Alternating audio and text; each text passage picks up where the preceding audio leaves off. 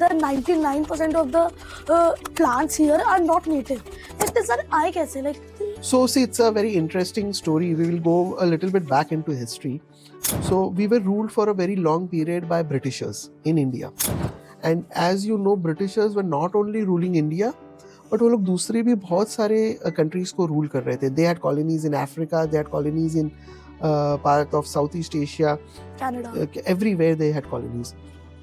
तो उनके officers transfer होते रहते थे. अफ्रीका का ऑफिसर इंडिया आया, ब्राजील का ऑफिसर इंडिया आया. So what they used to do, जब वो लोग आते थे वो कंट्री से, तो they used to bring plants from them there and they started planting in India. They started creating botanical gardens. They started randomly bringing and introducing those plants in India.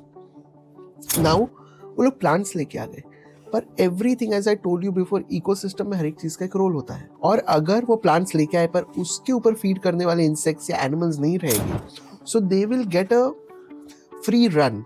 वो बढ़ते ही जाएंगे पर उनको उनके ऊपर कोई कंट्रोल नहीं हो रहेगा. The same thing what is happening with pigeons today.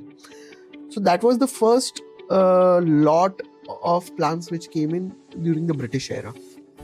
उसके बाद जब इंडिया में आईटी रेवोल्यूशन चालू हुआ, तो तभी क्या हुआ कि all the people who were making the IT complexes in Bangalore, Pune and other places, so they didn't only bring the teams having knowledge of computers and other things from other countries, but उनके वो जो buildings बनाने थे, IT parks बनाने थे, उसके लिए architects भी out of India से आए, landscape architects भी out of India से आए.